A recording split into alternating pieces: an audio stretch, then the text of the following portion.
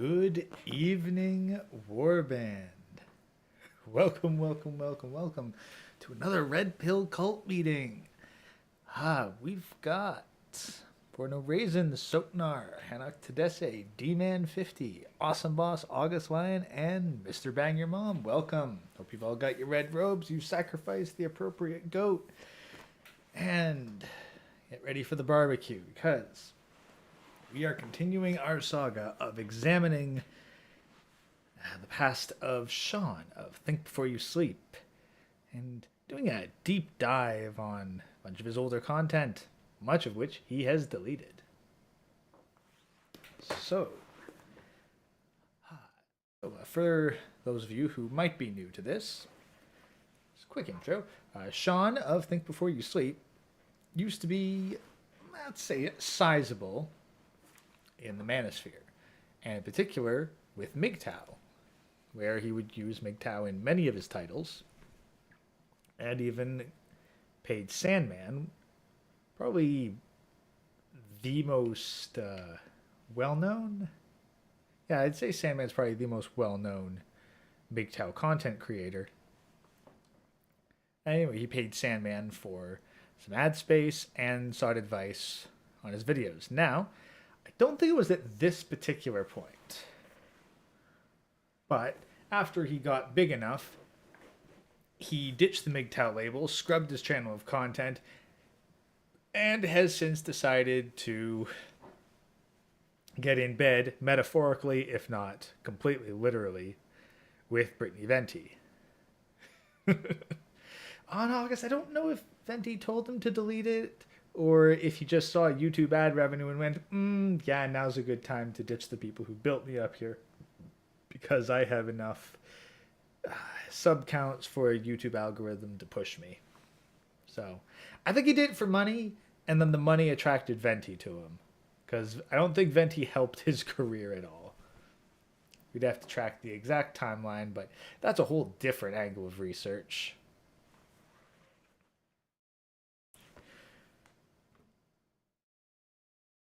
We have three on the docket today. We will be continuing with episode 38, Professional Victims Attack. So, we'll just hit the record button here, and we shall... Oh, almost forgot. We got to set the playback speed to 1.5. There we go. So, in continuing in our saga of analyzing the past of Sean of Think Before You Sleep, doing the research, which he really wants his critics to do, we are on episode 38, When Professional Victims Attack. Let us begin. Victims, the people who are professionally offended, the people who use words to manipulate and get what they want by any means necessary. You know, the kind of people who are, well, back to the Vic Mignogna thing, the Monica Rial who had said Vic Mignogna, the voice actor. Monica is the voice of Bulma in Dragon Ball and Dragon Ball Super, and Vic Mignogna is the voice of Brawly and a lot of other famous characters that are in anime. In fact, he's probably quite a bit more popular and a bit more successful than Monica, which obviously breeds jealousy. And so she said that Vic Mignogna had victimized her, and she was going to tell her victim story in due time. And she only told it when Vic threatened to sue her, which he's hopefully going to go through, and he's going to sue that whole company. And her victim story was highly taken out of context. Because it was taken out of context. Now, it could have been bad, it could have been good. I don't know the context of the situation, but this is a situation that could have been taken, like I said, either way. And her rape story, because she said she was, well, let's say sexually assaulted, and sexually assaulted is starting to be the equivalent of rape in this case. So if you give someone an uncomfortable hug, that's basically rape. And so the way she set this story up, she's like, I just want to say, I just wish for the best for him. I'm the kind of person that will tell you if you have, food in your teeth. I'm the kind of person I'm just that great friend, and he may not know that he's doing these things that are terrible. And I just want to help him out. That women who are manipulative always do this shit. So if you've been falling for shit like that, anytime a chick says like, oh, I just want to be helpful, I just want to do all this stuff, they're not trying to do that. They're trying to be plausibly deniable, so that way they can manipulate you. And it's like the compliment sandwich. I'm gonna build up your ego. I'm gonna build everything up. I'm gonna deliver the blow. I'm gonna say you're a piece of shit, and I'm gonna build up the ego again. Oh, I don't mean to hurt you. I don't mean to harm you. I just want to help. I mean, completely solid and true here. You gotta stop it every so often just so it's not just a, hey, let's listen to this, but no, this is just straight up factual information, and yeah, I see this behavior. Now, actually, there's currently a woman right now, not in my life, but how do I say this? Like, friend of. It's the girlfriend of a family member. And it's like, yeah, they're currently spreading some crap about their employer. Not this serious, but it's still enough that it's getting other members of the family riled up.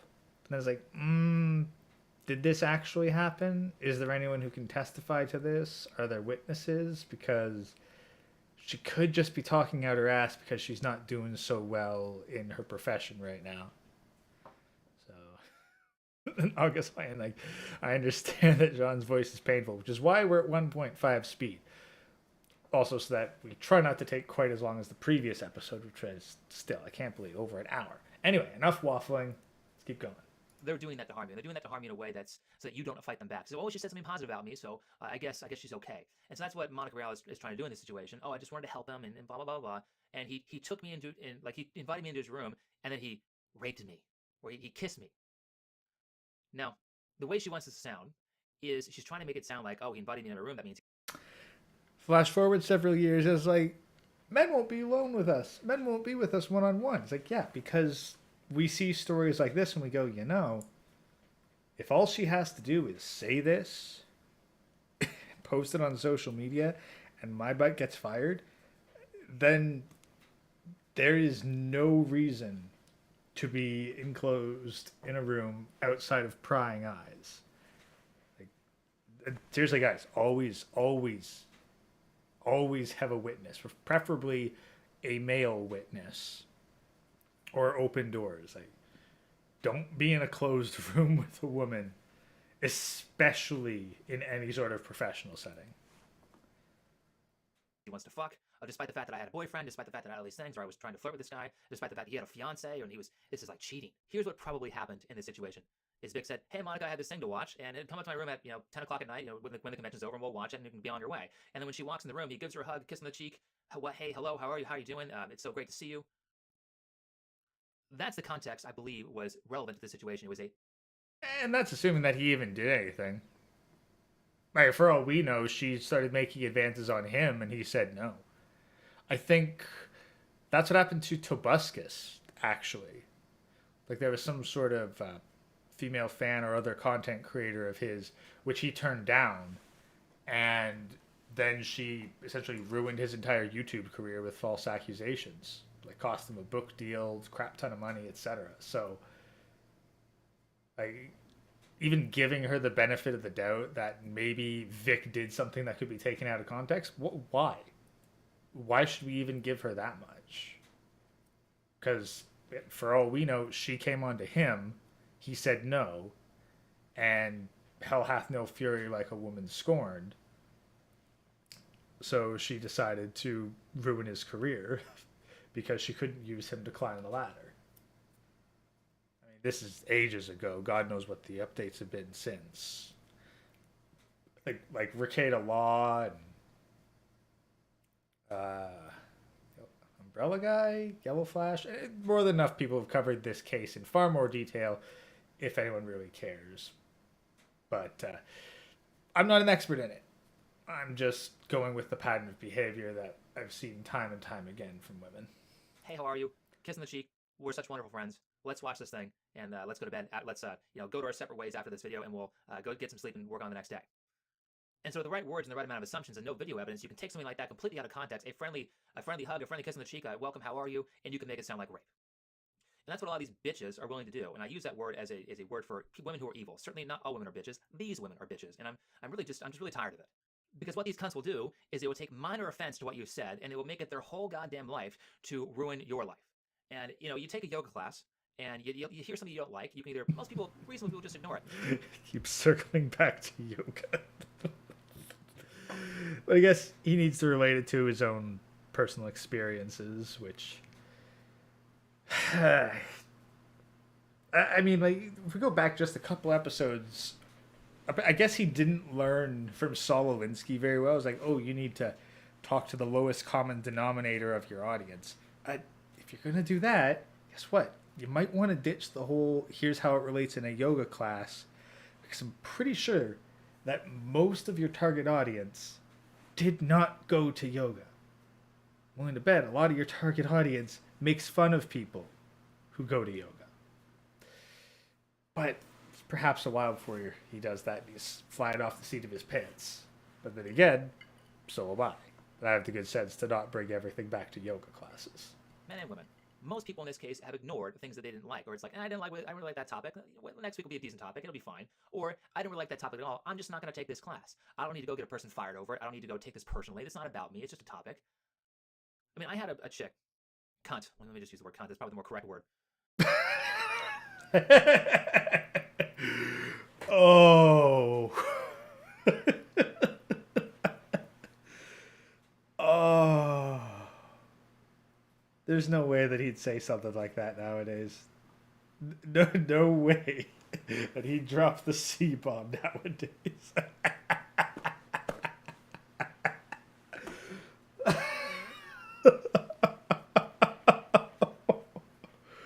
Oh. Sorry, that's funny to me. Who I made a speech about child abuse, and I'm very, very against child abuse. In fact, a lot of the world's problems are because of child abuse, and basically the topic in this class was that child abuse is wrong. By the way, a very, very Yeah, well, number most likely indicator that a child is going to be abused is that they're in a single mother household. So, Sean, are you against single mother households? Because, quite frankly, if you are for single mother households or you condone them, then you're condoning child abuse. I'm willing to bet that he's not going to openly say. Well, no, he might still be against single mother households. Really depends whether he's trying to toe the centrist line or whether he's trying to appeal more to the trad cucks. popular message. I'd been doing that speech for about a week or so. Nobody said anything about it. In fact, not only did nobody say, Why are you talking about this stuff in a yoga class? It's a yoga class. You were there to have people curl themselves into uncomfortable positions to improve flexibility and core strength.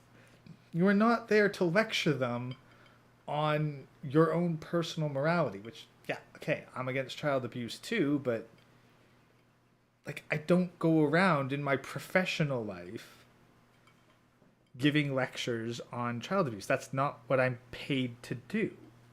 And that's not what you're being paid to do in a yoga class. Because, admittedly, if I was the type to take yoga, and I went to a yoga class, and my yoga instructor took time that I paid for to give a lecture on why child abuse is bad, yeah, I'd leave the class, not because I disagree with what he's saying, but because this is not the time or the place to say this kind of stuff.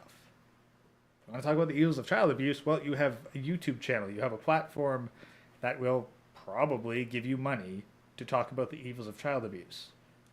You're not being paid to do that at a yoga class. Your students did not come there to think, oh yeah, I want to hear my yoga instructor's stance on child abuse. No, they are there to be coached into putting their head between their ankles for 2 minutes straight or something. Like, come on. about it, I got a lot of positive feedback on certain strategies. I don't have my own kids, of course, but I've taught a lot of children with martial arts and with teaching. And so there are certain things you do that people said, hey, that's really useful. I'm going to go try that. So lots of positive feedback, no negative feedback, except for this one person who, when other people had heard what she had said to me, they went up to me afterwards to vapidly disagree with her. And I said, child abuse is wrong. And she comes up to me after class and she did that same shit that I just talked about with Monica Real, which is why I mentioned it. She said, I just want to help you. I'm your friend. I'm here to be a boon on your existence. I just want to say, there's a lot of women in this class, and, certain topics are going to make people uncomfortable, and I just think you shouldn't talk about that. And I told her no. By the way, I've been teaching for 6 years now, and there's a certain way. But that's the thing. But I wouldn't say, like, oh, you shouldn't talk about that. I'd say, dude, this is not the time or place to be espousing on that kind of stuff. Period. Like, it's just not a comfortable topic in general. And if you're using this class as your public lecture platform, then you're going to lose people. And if you then said, like, no, I'm going to keep doing this, I'm like, oh, okay, I said my 2 cents, and I'm not going to be showing up next week, and I'm bloody well going to be asking for my money back. But let's keep going here. We're about halfway. This won't take too long. People present themselves before and after class that will let you know how they feel about your class. Now, anytime someone says, I really like your class, but, or hey, would you like some feedback or something like that? Anytime they say things like that, it's always something super, super negative. And so I don't remember exactly what she started this out with, but she started out with one of those things. So I kind of said, okay, this is going to be a fun one. And I said, no.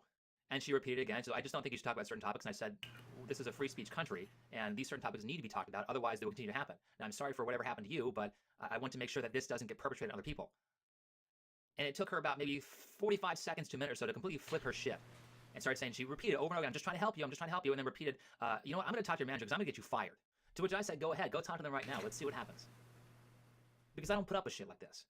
Because if you put up with shit like this, it's going to guarantee it will happen again. And every single modification that's made, or every single time I say, you know what, you're right, I'll back down, I'll say no free speech in this class, they're going to take another step. Okay, again, yeah, you're free to do it. I just don't see it as constructive. I don't see it as useful, and I don't see it as the time or the place. Because again, don't.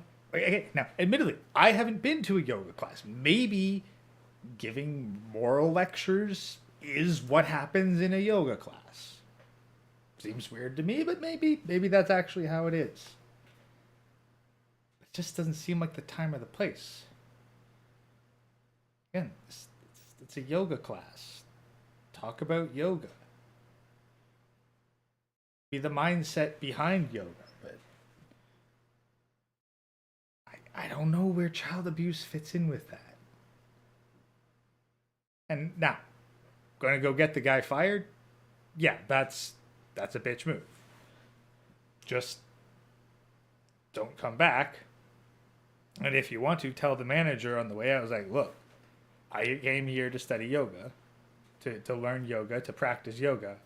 And this guy is taking time that I paid for to lecture me on the evils of child abuse.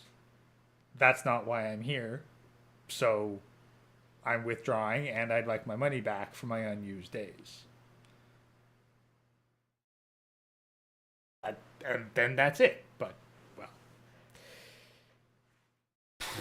she didn't make that, and then, of course, now she becomes an example that Sean uses to talk about how, morally superior he is for standing up to a woman who didn't want him to talk about child abuse during a class that she paid for to learn about yoga. Anyway, let's keep going. I don't know if that's a strategy exclusive to women, but they're gonna, if they do that, they're any sort of small step in one direction, any sort of leeway you give them, you're gonna give them an inch, and they're eventually going to take a mile. They said, well, he backed down at this point, so he's probably going to back down again. Let me just keep working. So I always say no to situations like that. And by the way, situations like this very, very rarely ever happen. I've had it happen maybe 5 times in the entire time I've been teaching, so less than once per year this happens. I'd be curious to know what your numbers are for retention in your yoga class, and how many people after you started giving this lecture, maybe they stuck around after one. But if you did this like 2 classes in a row, and people still stuck around, I'd be shocked. I'd be shocked if you didn't lose at least some members of your yoga class. But who knows? Maybe a bunch of people who go to Sean's yoga classes, they go for his lectures or whatever. Heck if I know, and there's no way I'm going to be able to get the metrics. Well, I mean, there's probably is a way I could get the metrics since his face is out there. Could probably know at least his first name is Sean. Could probably go back to like mid to late 2010s, search the yoga classes in the area, ask, hey, did you employ a Sean whoever from this year to this year? Do you have the numbers for his yoga classes? Is there anything on record? I mean, you might be able to, but that's not really worth the effort. It's just a curiosity, but there's no way Sean would answer honestly if pressed on the topic. Fast forward to about a year later, by the way, she complained to the manager, they told her to fuck off, and nothing happened. However, fast forward to a year later, I get a new manager. And I don't know if this is ever a good thing. Every time I've got a new manager, things get worse. And maybe you guys have experienced this too, but it's like, the manager before was kind of like they had, here's all the rules at work, let me set these up, go do your work. And before, my managers were very laissez-faire. I saw my manager maybe, because, when you work for a company, you've got like 15 different managers. And so I saw my actual manager like once a year, if that. Why did your managers switch out? Like, because if your manager switched out, then that must have mean that, well, either they quit for something else or they were fired, and there's probably someone above them. For all we know, maybe your manager got fired because he was letting a whole bunch of stuff slide, and it was causing this particular brand of yoga instruction, or however the management worked, to perform poorly. So, yeah, yeah, I wouldn't be surprised if things changed out and got worse for you because new managers popped in.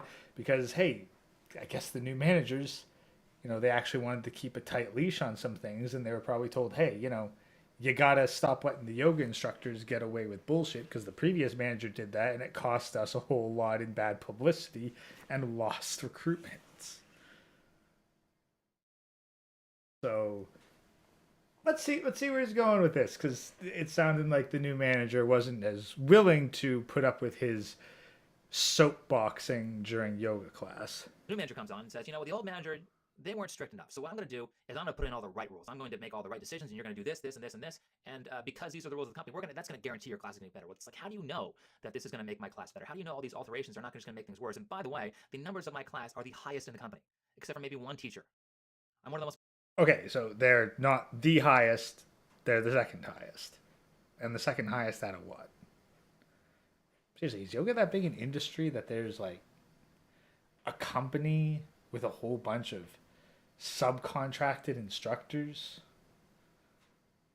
I mean, maybe. Again, not super familiar with the industry, but hardly relevant. Let's keep going. Popular teachers there.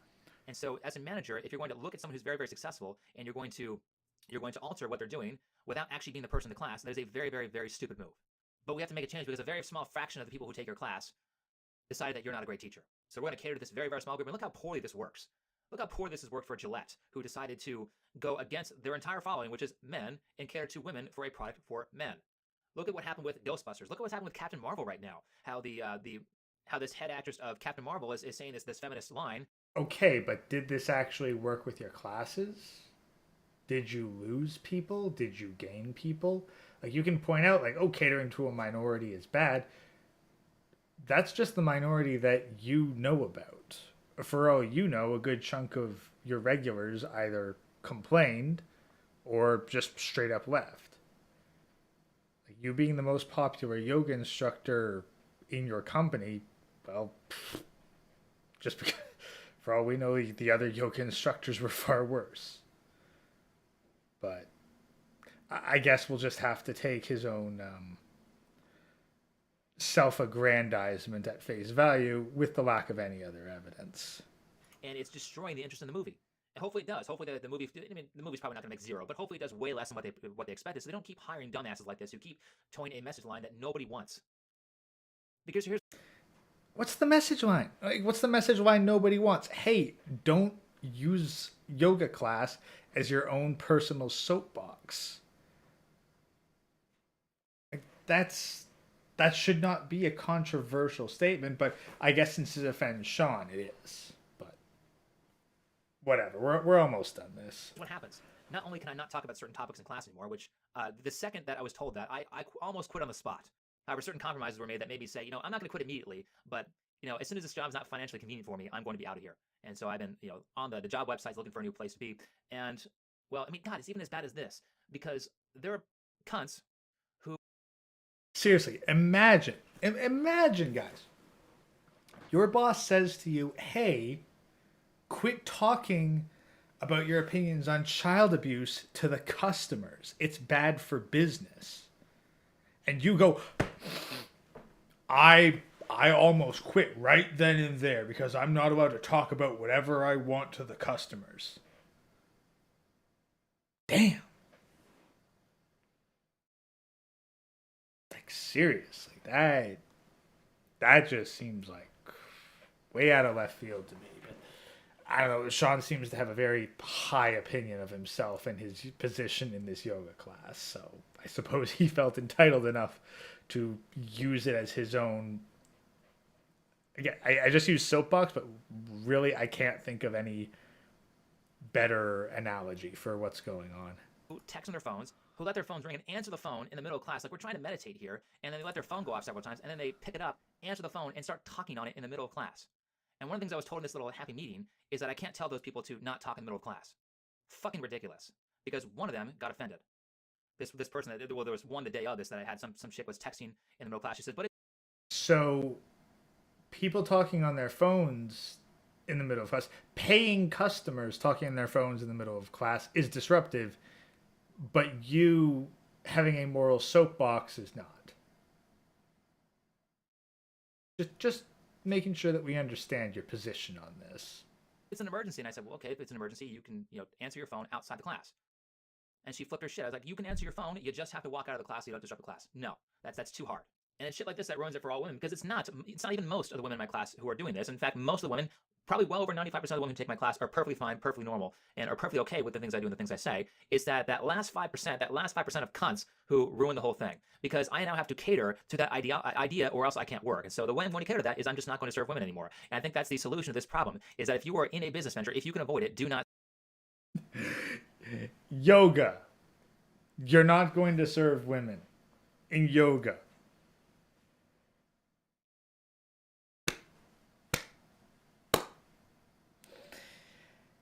If you cut out all the women from yoga, congratulations. You have now cut out basically all of your potential customers. I don't know, maybe 1 in 10, maybe 1 in 20 members of your yoga class were men. If you're like, well, I'm just not going to teach women yoga anymore, congratulations. You've now cut out basically all of your class, and now you don't have a class big enough to sustain your salary. Brilliant. Absolutely brilliant idea. Oh. Serve women, because I'm tired of this shit, and the only way that this will stop is if we start saying no to not just relationships, but no to every fucking situation where this applies. So I think I'll just end the video here. I'm starting to get a little bit too mad from no to relationships, says the guy who is now in a sexless relationship with Brittany Venti, because despite getting reamed out like mad during her younger years, she's now saving herself for marriage. But sure, you're the guy who's saying no to relationships. My liking for a YouTube video. If you like this video, please hit the like button. Subscribe if you're new, or here's a good chance to cheer me up, or here's a good chance to make other people feel better. If you have a story that is like this, a similar story where you've had to deal with cunts at work, or people who have lied, or people who have tried to make your life worse because they were slightly offended, how would you put that in the comment section below? I'd love to read shit like that. That would really help. He really thinks his story of having a woman complain to the manager because he was going on about child abuse during his yoga class is comparable to Vic Mignogna getting falsely accused of sexual misconduct and having his career destroyed.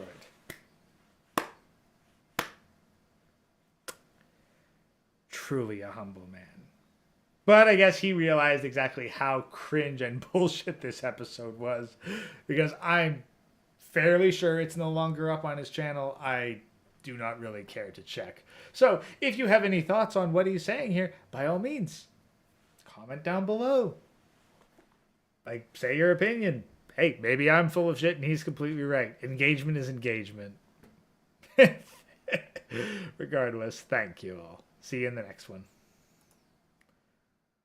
All right.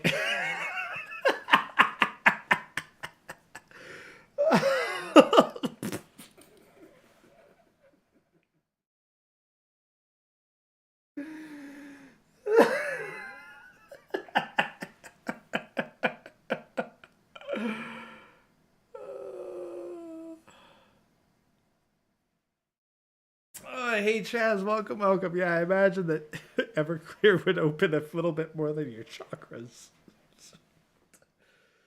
You know, that was the thing with Naruto. Like, all we needed to break that freaking fox demon seal wasn't some complex technique or soul searching. No, all he needed was some Everclear, and he would have been OP from episode 1.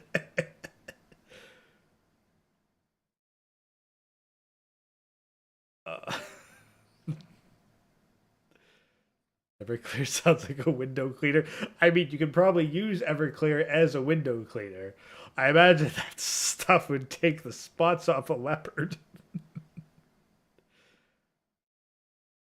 All right. Well, that one wasn't bad. That was like maybe a half hour. So I'm gonna refill my drink with some ice, and then we're going to get on to the next one. Nike didn't learn their lesson.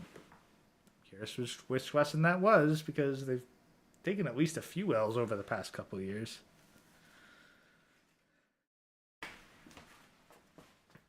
Oh no, Lion. Venti is 100% doing the downward dog in front of Sean. It's her face facing him and her ass facing a better man than him.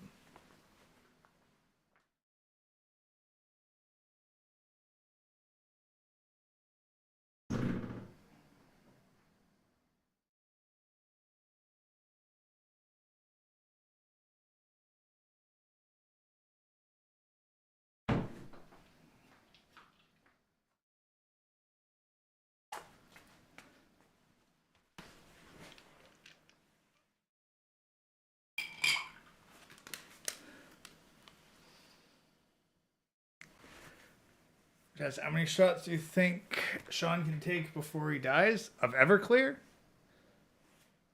Eh, I mean, straight shots? I'm sure he could get through a couple before he straight up dies. Alcohol poisoning does take a bit. You know, maybe 4.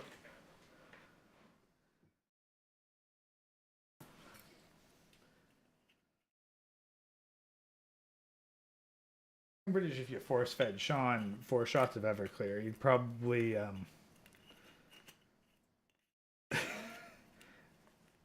become Minecrafted or whatever the heck the YouTube safe analogy is.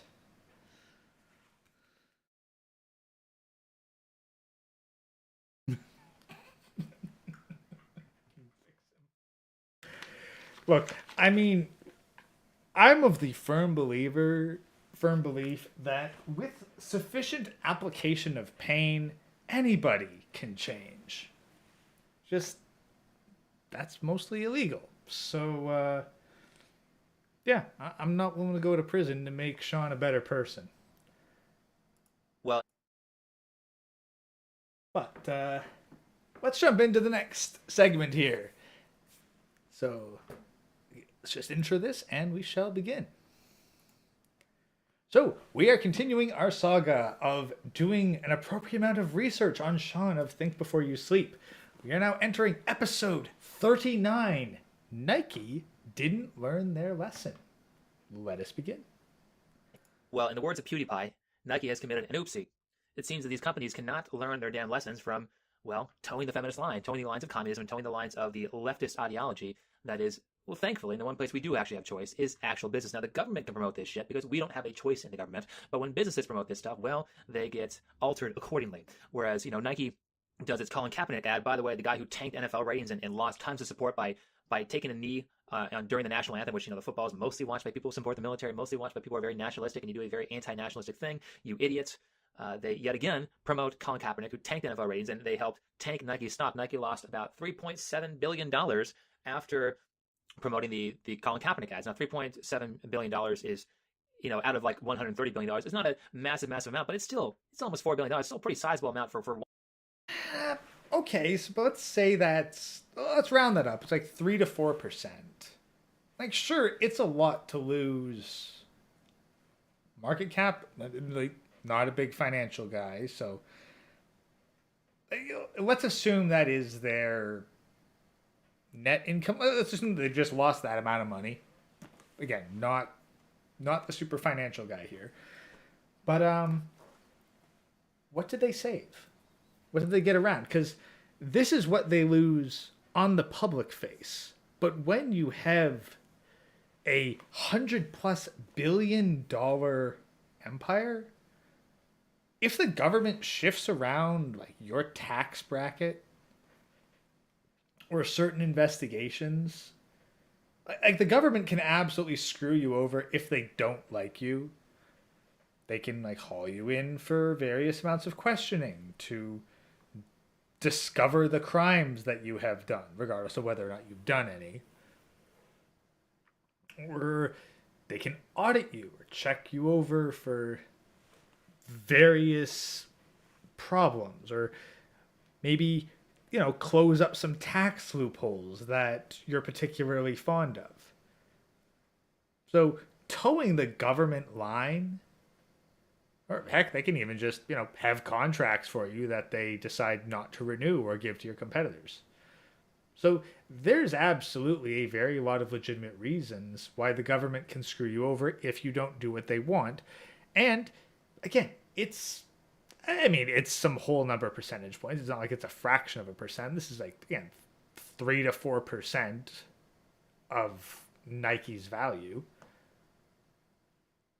But it's not like it's 50%. It's an amount that a couple tax breaks could probably solve. And does the market cap change anything for the people who are making these decisions at the top? Maybe, maybe not. Because we've had a more recent thing with these ESG companies where, yeah, they were losing money. Heck, they were losing money before ESG. But then this investor comes and goes, hey, you do what we want politically. You serve our agenda and ideology, and we will in turn continue to finance you even though your business model is failing. And so you get all these companies that jump on board with that. Yeah, they end up alienating their customers and screwing those people over, but they were never profitable to begin with. So they may as well take the money while the money's still coming in. And then, you know what? Eventually the ESG money runs out, the company crashes and burns. But a bunch of the people at the top who made the decisions, they're able to get their golden parachutes and fail upwards. And it only really affects the plebeians at the bottom who they don't care about. So, did this really hurt Nike? I don't know. But I definitely don't think it hurt them quite as bad as, again, you hear losing about $4 billion. Yeah, most people think, yeah, that hurts. I just don't know if it hurt Nike that much. But someone more financially savvy, if you know more, please post it in the chat and I'll read it, or in the comment section of the video. But let's keep going. One single ad, do a couple of those, and your business is out of business, because a lot of these businesses run on very small margins. It might be that they are a $130 billion company, but they need like $125 billion to run that company. So most of it's going to be overhead. Most of it's just going to be maintenance. And so if they lose a massive amount of money like that, that could very well be the end. And, well, let's continue telling them that it should be the end if they keep promoting shit like this. And so, of course, now Nike's going to get away with some of this. Because in the case of Gillette is a product that's exclusively for men, while Nike sells men and women's clothing, probably mostly women's clothing, since women buy more clothes than men do. So they're going to get away with some of this. But even the dislike ratio on this video that Does Nike sell clothing or shoes? Because when I think Nike, I think shoes. I'm sure they do sell clothes, but I don't think of women as going like, oh yeah, I got my Gucci, I got my Prada, ooh yeah, and I got my Nike blouse. No. Pretty sure that Nike's audience is majority men. But maybe I'm off on that. I don't know. Again, not exactly a scholar of fashion. I just know that if you want to curb stomp someone wearing Burberry, you'd better be wearing authentic Prada and not falsified Prada. I'm going to bring up is it's still fairly high. Like you don't want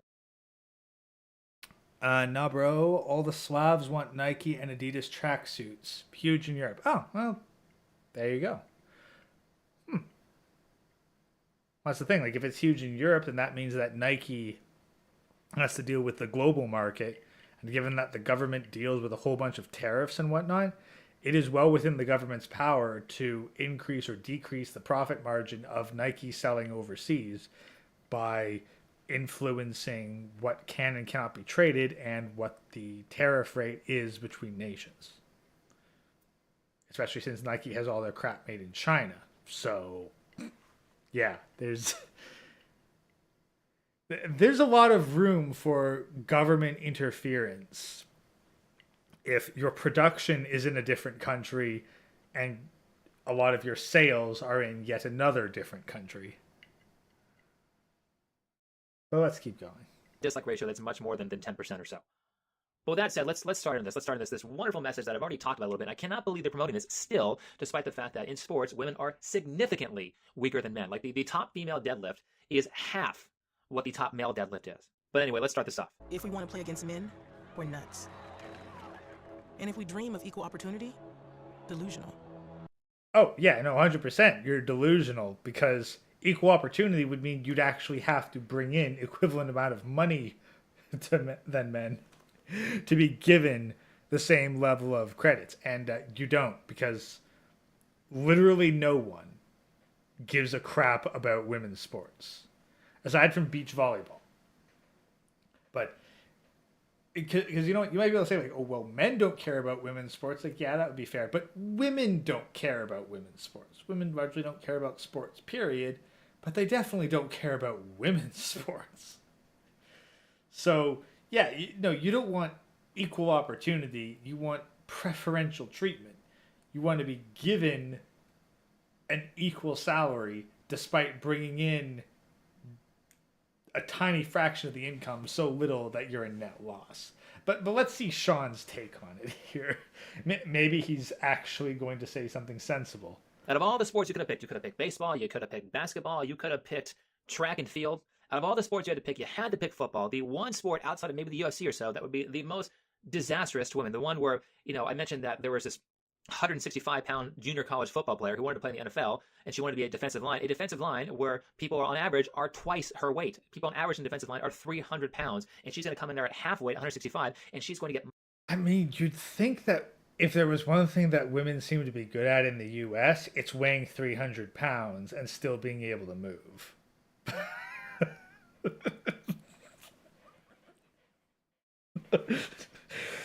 It's got the idea of two linebackers of 300-pound women smacking into each other. I mean, I wouldn't watch a full game, but I might watch the odd clip on YouTube of two all-female football, not soccer, not European football, but American football.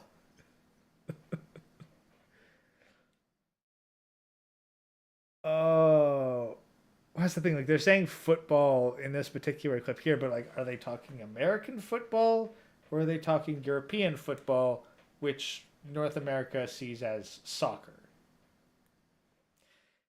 I don't know, but either way, like, all you got to do is go on YouTube and look up like men versus women in sports, and you can see pretty thoroughly that women just don't play at the same level as men, and yet they expect the same level of pay. Murder. Now, of course, they use children's football because children's football is the only example where women can compete with men because women grow faster than men do. So for like 11 to 13, that's it. 11 to 13, that is the only time that women are ahead of men of the same age. Past that, nah, they're left in the dust. By the time it's 15, men have soared past them, and not just physically, but mentally as well. That's why every time that they need to do these studies to show that, oh, women are superior to men or equal to men, they need to use middle schoolers. Because past middle school, guys just blitz ahead of them, and they never catch up. 2 or 3 years or so, women have a physical advantage on men. But after that, if you're going to suggest they should be doing that professionally, it is crazy. And then they talk about equal opportunity, which, when are people saying this stuff? I mean, maybe they said, though, they call us delusional. Maybe they said that like 40 years ago, but they haven't said that stuff at least since I've been born. But when you talk about equal opportunity, you're not talking about equal opportunity. You're talking about equity, or not even that. You're talking about supremacy, because women not only have equal opportunity, they have more than equal opportunity. They're given certain advantages that are far over men. They're given affirmative action jobs. They're given things like child support. Credit where credit is due. He is actually speaking facts right here, so, he will actually say honest things for now. Maybe not current year, but back in the day of, 2019, early 2020, yeah, he'd still say some things that are factual. Alimony, they're given scholarships, they're given affirmative action quotas and stuff like that in schools. And in the business world, and especially in government jobs, or if you want a government contract, you have to add a certain amount of women to your construction workforce. They're given extra opportunity in jobs they don't even fucking want. Women don't want to work construction. That's why they don't do it. And even this idea of equal opportunity or equity, or equity is the wrong word for, or egalitarianism is not a good idea. It's a flawed idea because men and women are not equal. We have different advantages and different disadvantages. Isn't egalitarianism like where you judge people based on their merits? I mean, like, okay, maybe I'm wrong on that, but egalitarianism and equal opportunity, like, that is by far the best option if you're actually going to give equal opportunity. It's when equality of opportunity becomes equity that you have problems. And yet, even as I say that, if we look at, equal opportunity, okay, but if we give people equal opportunity to ruin their lives, well, okay, let's use the sexual marketplace as an example. If we allow men and women equally to sleep around with a whole bunch of strangers and destroy their pair bonding, who's more affected by the consequences, men or women? Statistically, it seems to be women. So, unfortunately, even the idea of equality of opportunity across the sexes seems to have been a failure of an experiment. Egalitarianism is fine when you're going with men, but as soon as you say, hey, both men and women should have equal opportunities to fuck up and fail, I mean, it sounds nice, but it really doesn't happen in practice. And when it does occur, the results are usually far more disastrous for one than the other. So, can't honestly say that I could support that, but we still got a ways to go, and we're already 14 minutes in. So let's try to speed through a couple minutes of him ranting. And we need to act accordingly. And certainly in terms of sports, men have a massive advantage against women. So stop saying that we're equal. We are not equal. And especially in situations like this where you're encouraging women to play football with men, you're encouraging the permanent injury or death of that female. Which, I'm 100% for, because if they're not going to learn through being told, then we need to start showing them some corpses in order to let them realize the truth of reality. But that's just me. And from the moral standpoint, whether you're looking at men or women, doing that is wrong. It's wrong to give men a flawed idea like that. It's wrong to give women a flawed idea like that. A woman dunking? Crazy. Coaching an NBA team? Crazy. A woman competing in a hijab, changing her sport, landing a double cork 1080, or winning 23 Grand Slams, having a baby, and then coming back for more? Crazy. We all know that nobody watches female sports, especially the WNBA, and they have like one fan. And the reason it's that way, it's not because they're women, it's because when they go and compete against the opposite sex, they get beaten by like high school players. And so it's not the fact they're women, it's the fact that they're not as competitive as the males. If they were, then people would watch female sports, because when we're watching entertainment like that, we watch the extremes. I don't want to look at all the average artists. I want to look at the absolute best artists, especially if I'm going to pay, if I'm going to use hours of my time to spend on that single event. I want to make sure it's the best possible person, and I don't care about the average people. But ironically, in this little clip I showed you as well, they hit the hijab. I remember, I think it was Time 2017, it says like the top inventions of the year, and one of the top inventions of the year was like the sport hijab, or hijab, or however you pronounce that shit. And it's crazy that you're promoting this shit because you guys are feminists, and one of the most oppressive cultures of women is Muslim culture, is Islam. So, it doesn't make sense from this standpoint, but it does make sense if you look at it like this. People who are white men, people who are Christians, traditionally do not call you on it if you slander them. If you say, oh, you're all these terrible things, and fuck you, and you're a rapist, you're a child molester, and all the things that feminists accuse men of being. And they can do that because the men don't fight back on the white Christian side or on the white American side. But the Muslims do. And so you better not touch anything the Muslims hold power over, or they will fucking kill you. Remember that they were giving death threats to South Park for trying to draw Muhammad. And South Park's view on that was, fuck you, we're going to draw Muhammad. This is America. We have free speech. I don't remember Charlie Hebdo. A bunch of French artists. French comic artists, political cartoonists. They decided to draw the Prophet Muhammad with a bomb for a turban. And yeah, they got killed. Bunch of them got killed. It was like a big global thing. So that's Unfortunately, it appears that if you want your culture to be respected, you need to make corpses out of the people who are openly disrespecting your culture. Because that's the only thing these people understand. Not gonna openly condone this kind of stuff, but you can see the results. You can see the difference in responses by the offended cultural group and how they are subsequently treated. Something to think about. And then Comedy Central, because they were afraid of death threats, censored the episode because of that, because they were afraid of being attacked. So when you put that into perspective, it's not about feminism at all. It's about trying to promote this message and certainly not attacking anybody who would go against your message, which is to, I don't know, I guess use white males as tax slaves or something like that. That's the only thing that makes sense to me. But that's for another video.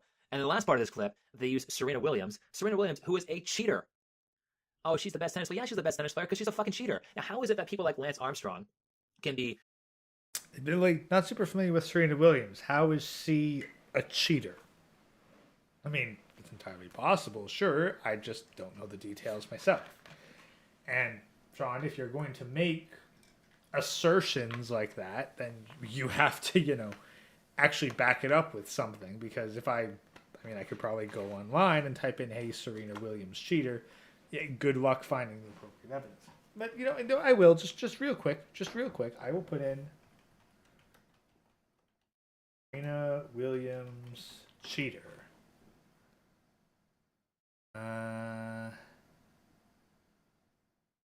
Williams' own coach admits cheating, was fined $17,000 for arguing. Did she cheat in the open final? She cheated. Cheat. Check this. Washington Examiner.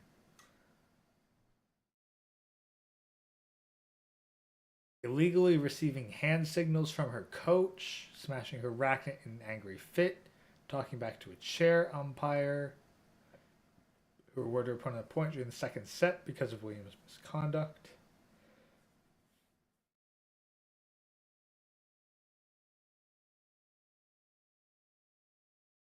So I guess the illegally receiving hand signals is what counts as cheating. Admittedly, don't know tennis, so. But I guess that's a cursory examination. But, would have been nice to not have to go look that up, Sean, mid-video. But again, this is still when you hadn't yet taken Sandman's advice about scripting, and this is just basically you ranting off the cuff. So we'll see if over the course of the next 100 or so videos I have of yours archived, whether or not there's any improvement. But let's continue. Stripped of their medals, they can have their whole careers ruined, their whole lives ruined when a man does it. But when you have people like Serena Williams who have been caught cheating multiple times, she gets praised for Chase Bank. She's like the model for that. She's like all these great things with feminism, and she's like the woman who can do it. By the way, on the scale of her versus men, she's like top 200. She can face the top 200 men in tennis, so she places nowhere near the top on the male scale. But even that, the case is that she got caught using steroids.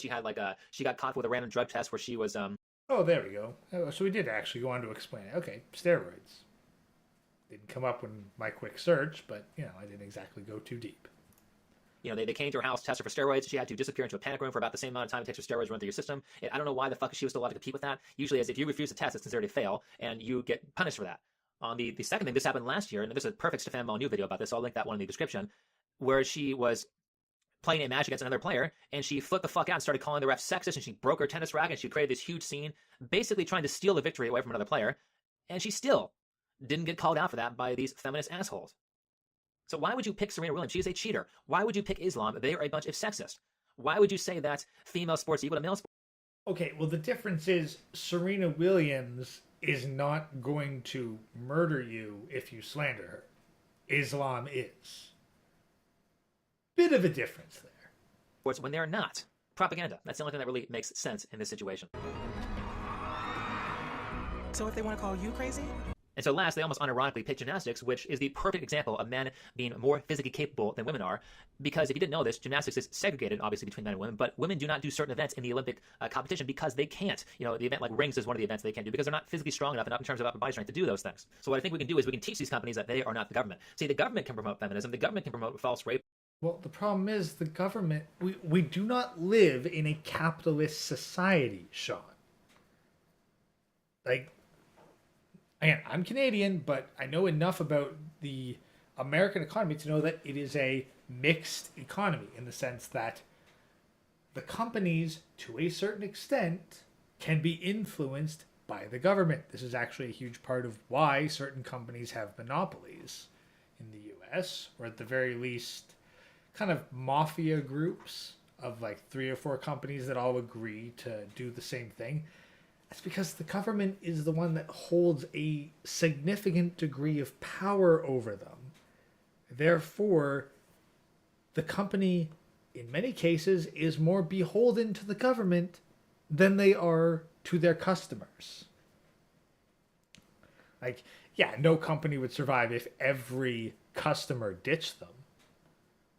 But they definitely wouldn't survive if the government decided to harass them into oblivion or promote their competition or both. So talking as though corporations and the government are somehow separate entities that aren't joined at the hip,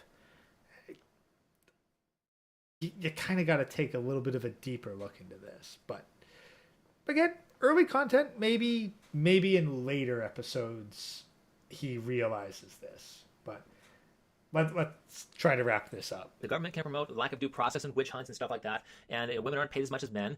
They can promote that because we don't have a choice. But in cases like Nike, in cases like movies, in cases like Gillette and other products we buy, or the NFL, we can say, no, you don't make us happy. We don't buy your shit. You promote an ideology that is fallacious, an ideology that leads to the world's destruction, an ideology that's not even correct. Men and women are not equal. They are not. Despite the fact how much you want them to be, trying to make something equal that's not equal is only going to ruin things. It's only going to take nature out of its proper balance, and that will make everybody's life more miserable. So the way we teach them to not do this is we simply just don't buy their products. And so I will give Nike one more chance, and that one more chance is this.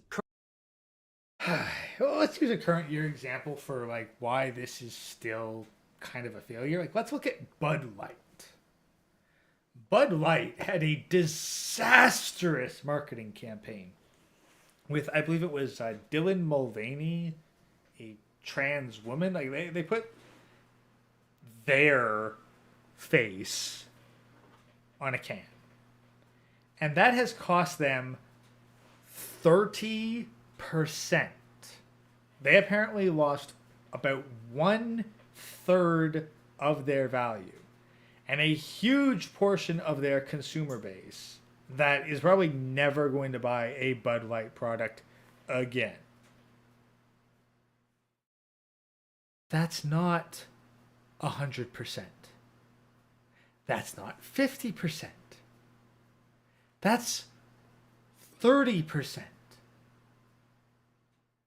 So when the biggest marketing and PR disaster, probably of the century, only costs you 30% of your audience, something like 1 to 5% is nothing. Because Bud Light still exists.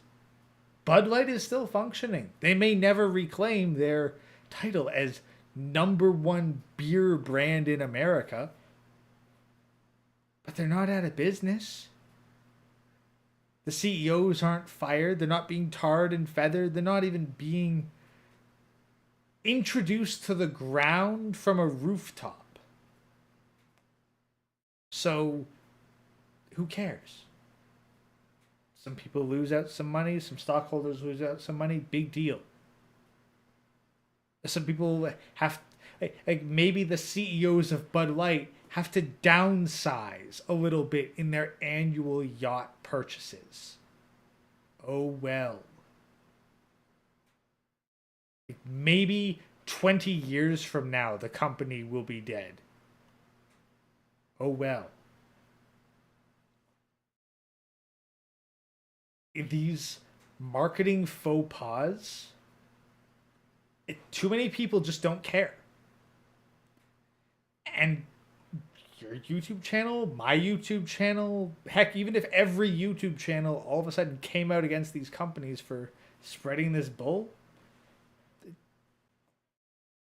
probably wouldn't change the majority of people's opinions enough for them to change their spending habits. People still buy Bud Light. I have seen people leaving the beer store with cases of Bud Light. I've looked at them with like, what the fuck are you doing? But hey, they do. Sure, do I personally judge everyone who still buys Bud Light? Sure, but guess what? My opinion doesn't mean nothing. It means jack shit to these people. So if this isn't going to annihilate the brand, if it isn't going to devastate the company to the extent that they are no longer financially solvent, and it doesn't really matter how much of their audience they lose, especially if they will face far more severe penalties for going against the government. And I'd almost guarantee you that between the government and their customers, who's more likely to actually screw them over in a way that makes them financially insolvent? I'd say the government is far more influential than the customers. Because most people don't care. Most people will keep buying their standard dedicated brand until it becomes too painful to do so. So you're not going to get change by getting people to vote with their wallets. You're going to get far more change by having the government decide, hey, you have to toe this line or else. But regardless, we got about 2 minutes left. Let's wrap this up. Currently, I will not be buying Nike products. And by the way, as someone who's in the fitness industry, I own a lot of Nike products, and I've owned a lot of Nike products for the past 10, 15 years or so that I have been in fitness, whether it's through martial arts or through yoga or anything else like that.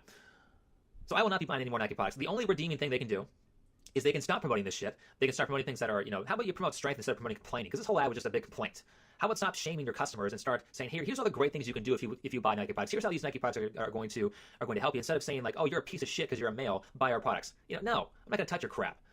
The only thing that will get me to ever buy a Nike product again is they stop doing that. And if they ever produce another ad like this ever again, so if the next 6 months from now they produce another feminist ad, I will never ever buy a Nike product ever again, no matter what. They could go full on MGTOW, and I would never buy another Nike product again if they produce. Okay, so what? You personally, you are not. Okay, you're a yoga instructor.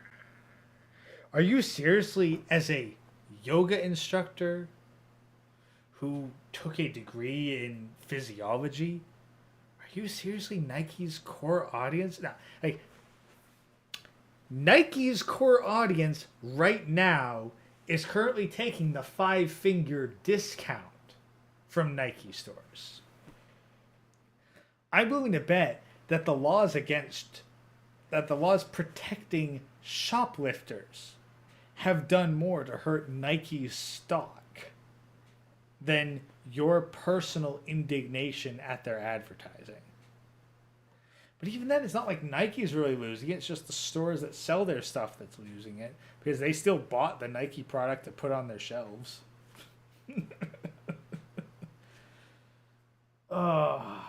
Let's wrap this one up. One more of these ads. Because I'm done with this shit. I'm sure all of you are done with this shit. And the best way we can get this stuff to stop is to not buy their products, is to hurt them financially. And in the couple of cases where you're actually allowed to do that, let's get that done. So that's it for now. If you like this video, please hit the like button, subscribe if you're new, share if you really like the video, if you want to help this channel out. Sharing is probably the most effective thing you can do, and comment in the comment section if you have anything else to add below. All the links will be in the description. All the important relevant stuff will be there. The video, this ad video will be in the description if you want to watch the whole. Honestly, well, again, like, I'm pretty sure he's taken this down since. Maybe it's on his channel, maybe not. But if you have any comments, likes, dislikes, whatever, you're probably going to have to make do with this video whenever it actually goes up on my channel. Or just onto this live stream, before my channel eventually gets deleted. So, yeah, got to make do with what you got, because I'm pretty sure that this is one of the many, many videos he's deleted. Until next time. Alright, so that's that segment. Again, going to refill on the ice. I really hope that me getting more and more intoxicated as these videos go on is not detrimental to the experience.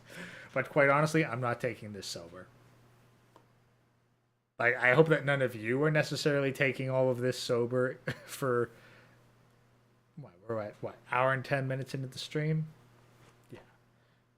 But, I don't know about you, but I'm certainly not going to take any of this sober. But we've got one more to go for this particular meeting. So, I shall be right back. I'm going to refill on the ice. Probably grab some more chaser because I'm running low. Damn great, it's a Monday night. Hey, it's a holiday Monday in Canada. It's a Thanksgiving Monday, so I figured screw it. I'll take advantage of it being a holiday and get another Red Pill cult meeting in before I gotta go back to the grind in the morning.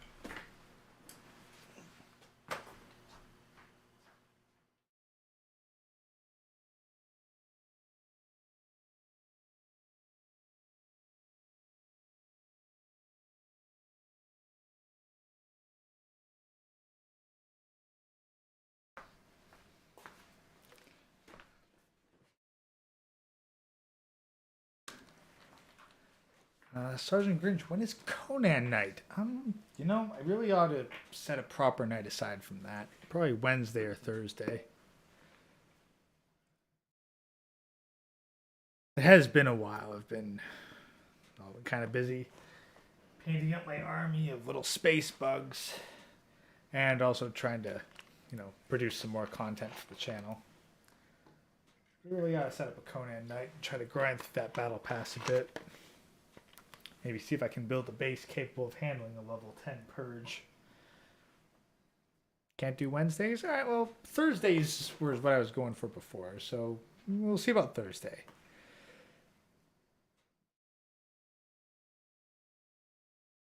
Somewhat less painful than playing War Thunder and TYBS.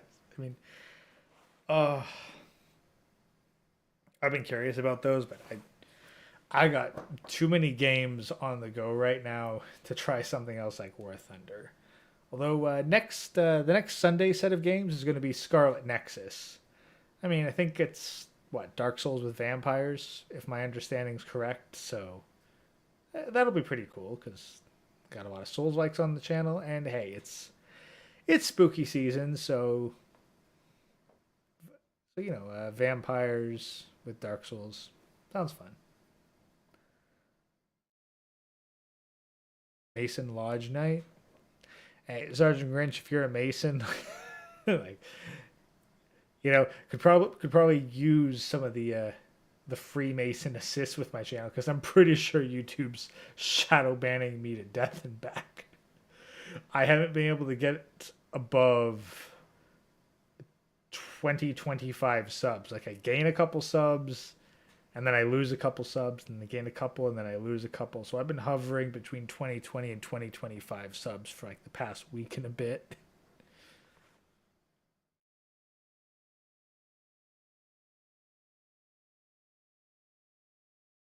Alrighty, so let's jump ahead and see what the next one's titled, because I honestly forget. I was watching a video.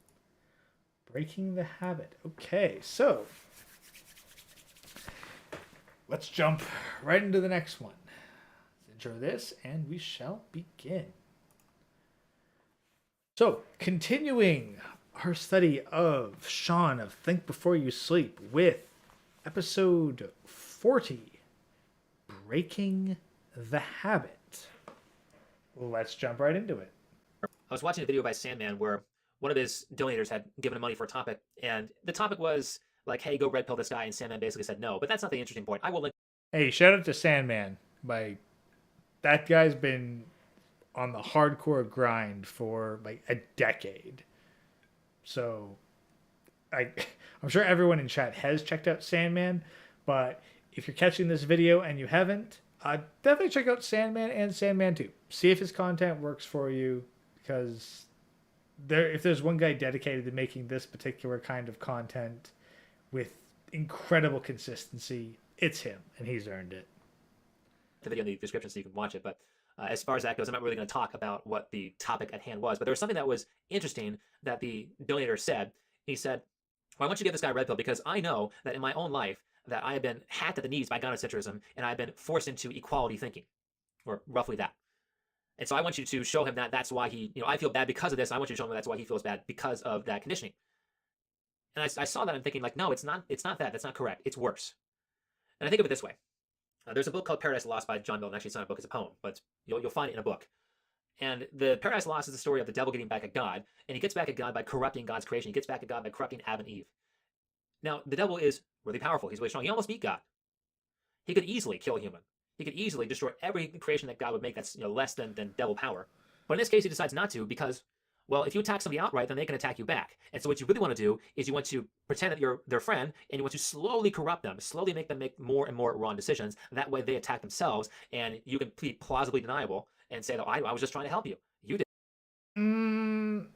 Okay, no, admittedly have not read Paradise Lost, so don't know, but let me use the example of an army. Like, say you have an invading army coming at you, and you have the opportunity to poison their food. But you have two types of poisons. One, which is lethal. It takes a day or two before it actually kicks in, so people won't immediately know it's lethal, but it's lethal. The symptoms are death.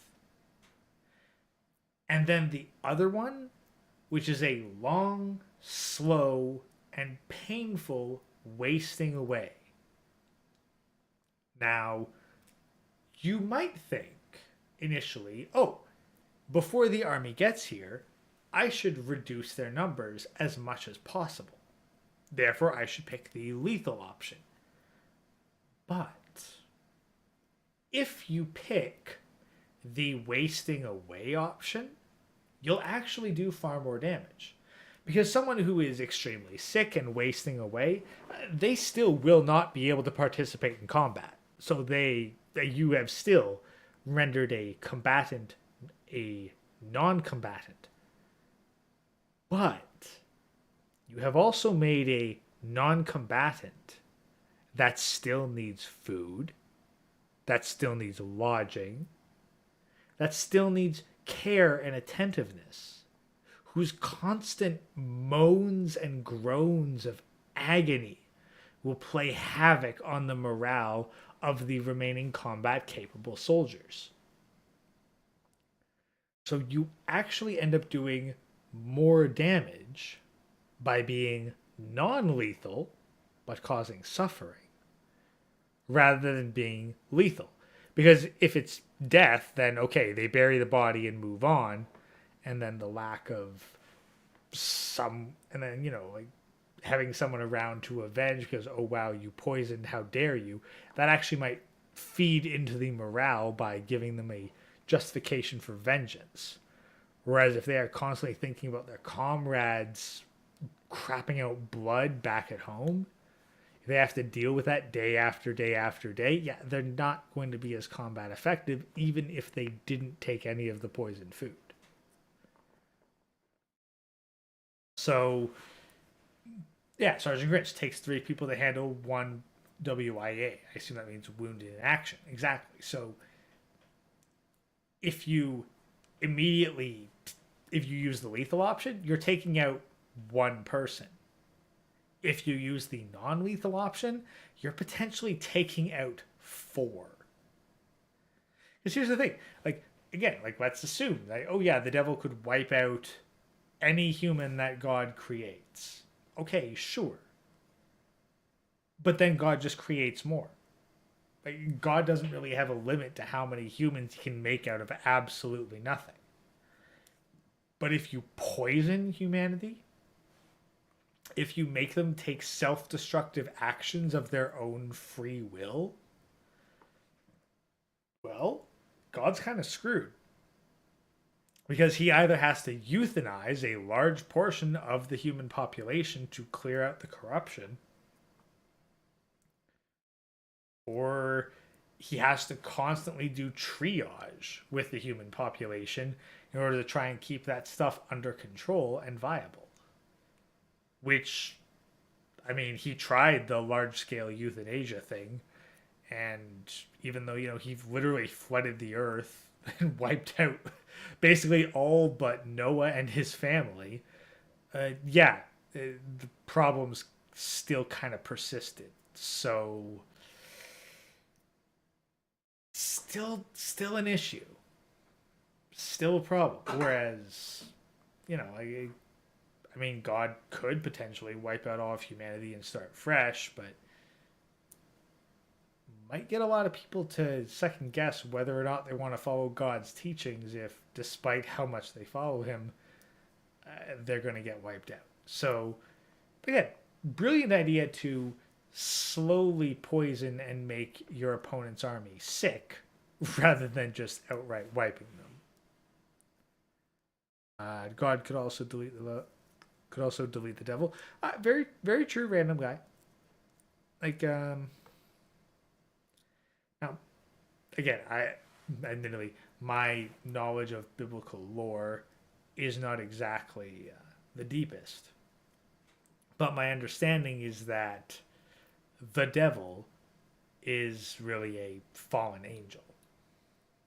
They were at God's side, they rebelled against God, Lucifer, or whatever, and they failed. So, what do? Do you eliminate that, or do you keep them around as a constant reminder of the punishment for trying to go against God's will? But I'll be honest, that's a theological discussion that is a bit beyond my current knowledge, and I'd probably just get schooled by someone with more knowledge of the Bible or biblical history. So let's just continue here. This is only a 13-minute video. This. And so what he does, he goes to the Garden of Eden, and he pretends to be a snake, and he's a snake that talks, and he talks to Eve, and he says, hey, I'm a talking snake. And Eve says, how can you talk? Snakes aren't supposed to be able to talk. He said, well, I didn't have the ability to talk, but I ate that apple over there, and now I can speak. And so if it got me, just a lowly snake, to be able to speak, imagine what it's going to do for you. It's going to do wonders for you. And thus the corruption begins. And so that's what's actually been done. We haven't been outright attacked. It wasn't just, hey, you're going to be better than me. I have read enough of Genesis to know that it tempted Eve with being greater than God. Let's be honest. Eve thought that the current paradise she was given wasn't good enough. She wanted to be beyond God. And Adam was so much of a simp that he decided to follow Eve into damnation rather than going, yeah, you know what? I'm willing to cut my losses here because you are literally the third woman that God has made for me. So I just put my bets on number 4 and let you fall into hell yourself. But he didn't, and thus we are what we are. It's not as obvious as that. We've been slowly corrupted our entire childhood, so that way when we become adults, the bad decisions were made when we were 5 years old that we are now seeing when we're 20 and 30 or so. or the bad philosophy was implanted us at that point. And it's some things like you're fine the way you are. Like, oh, you're perfect the way you are. Never make any changes because you're a great person already. You're never a great person already. You're always terrible. You're always miserable. You're always suffering. And it's your goal to pull yourself out of that suffering. Otherwise, well, the cycle will continue. So you're never okay. You're never fine. You're never perfect. You're always improving. And that's how you actually stay happy, is to be making progress towards the goal. And Okay, he is actually speaking facts here. Like, we are continuously flawed, and anyone who thinks they're perfect is utterly delusional. And constant self-improvement by identifying flaws and correcting them is a way to, well, continuously improve oneself and find some sort of satisfaction in life. Of course, the question of what exactly makes one perfect is probably subjective. Some people go into isolation and just like, you know what, I'm going to put minimal impact on the world around me and instead just focus on being at peace. And that's how you get various monks. And that's definitely a certain way to live your life in a peaceful way. I mean, the fewer people you have to deal with on a day-to-day basis, the more likely you are to be at peace. But is that perfection? Well, I guess we'd have to say that perfection is in the eye of the beholder. So if one can find absolute perfection and peace doing that, who am I to say that they are wrong? other things like, having participation trophies, or not using red pen, or making sure everybody's happy, nobody's offended. Okay, admittedly, the whole participation trophy thing pisses me off because kids do not demand participation trophies, the parents of kids do. So every time someone tries to say, hey, the millennials are the ones who invented participation trophies, I get annoyed and call out, hey, no. The parents of children invented participation trophies. I would challenge you to find someone who received a participation trophy who was even remotely happy or proud of it. Because personally, I have. I received a participation trophy for participating in a model painting competition. Now, did I enjoy that I entered the competition? Sure. Was my model anywhere good? No. Not compared to what I can do nowadays, not at all close. Did I feel any pride in the participation ribbon that I got for it? No. It was more so just a, hey, thank you for doing something here. But it wasn't anything that I dare show off to someone else. It was more so, hey, yeah, I did this. It was kind of cool. But I still had the model as proof of my participation. I didn't need a bloody trophy to show that I made an attempt and failed. So, again, like, if you're going to blame anyone for the millennials having participation trophies, look at their parents, the boomers and Gen Xers, because those are the ones who complained and demanded participation trophies. It wasn't the freaking kids themselves.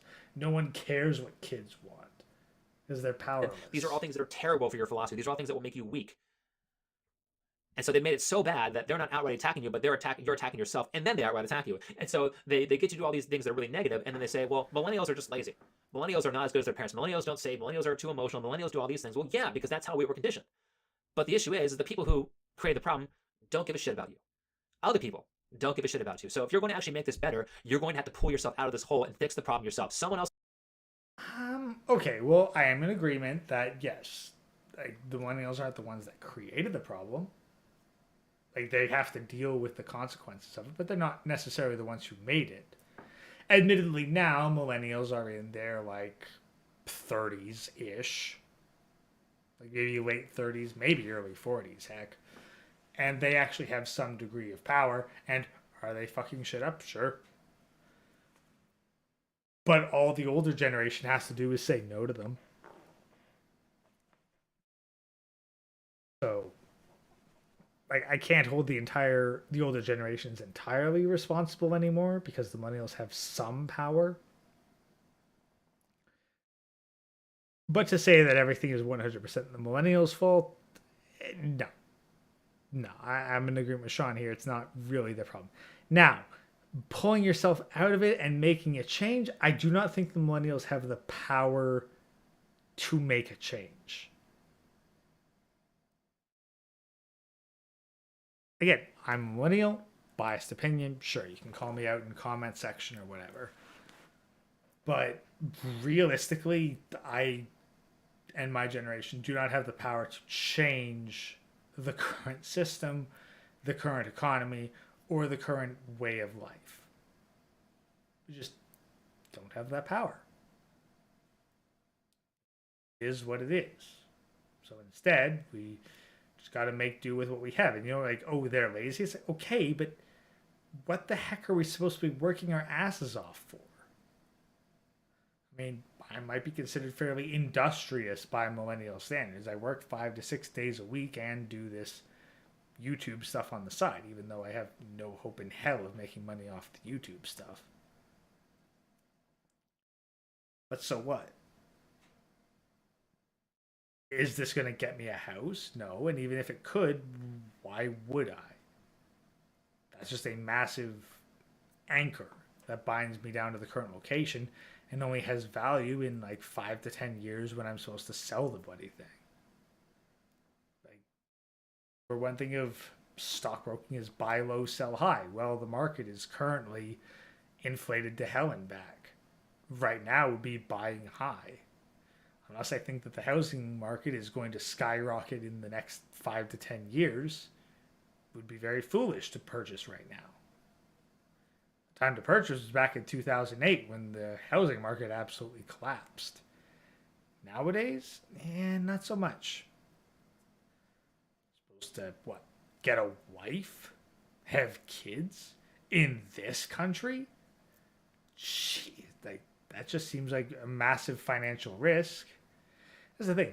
Like, if you look past the whole, like, emotional fulfillment, oh, you get to have kids, oh, they'll, they fulfill you and provide a genetic legacy. No. I gotta look at it from a purely economic standpoint, because I cannot count on retirement funds being a thing. If I have kids, are they going to be able to support me later in life better than if I was able to try to support myself by not having the massive expenditure that is children? That's a purely financial decision. Because keep in mind, I, as a man, I don't only have to support the children, I have to support the wife. And even then, there's the risk of divorce on top of that, which is beyond devastating financially. To say absolutely nothing of the emotional devastation. And having a wife and children ties you down geographically to your location, which can prevent you from seeking better financial opportunities in the future. So, admittedly, I have not done the extensive math to financially determine whether or not having a wife and children is going to be worth it in the long run. But as a brief ballpark estimate, I'm pretty sure that I will be better positioned for retirement if I don't have a wife, let alone children, than if I do. That's a very unfortunate state of the modern world. And I think that any sensible government invested in the long-term prosperity of their nation would look at such a financial reality and go, oh shit, we need to make some changes now, or this country is not going to last another 50 years. But I have no faith in the current government to do that. So, yeah, I'm getting the fuck out of this country while I still can. But that's quite a bit of a tangent. Let's continue with whatever Sean has to say on this. Cause a problem, doesn't matter. You fix it. Because what else are you going to do? And so the way you fix this, if you've been conditioned by that philosophy, you have to change your habits. I think what we're mostly designed to do is repeat things over and over and over again. Like we're designed to go to the bathroom a certain number of times a day. We're designed to eat a certain number of times a day. We're designed to have shelter. We're designed to, go to work at 5, come home at 8. So I go to work at 8, come home at 5, make sure I get my meals, make sure my teeth are brushed. And all these things are repetitive behaviors. And if we don't do those repetitive behaviors, we feel wrong. We feel weird.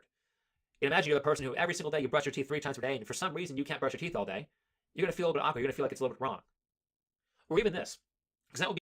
I legit knew a guy who swore that his day would be cursed with bad luck if he didn't brush his teeth first thing in the morning. Given how badly his life took a rapid dive down the shitter, I'm guessing he didn't brush his teeth that often. Be more so like a positive habit, to be more so like a habit that helps you. But let's say it's this. You're someone who plays video games all day, and for one day, you can't play video games. You're out of your habit. You're out of your comfort zone. You're out of the position that makes you feel confident. Dude, I'm lucky if I get to play video games once a week.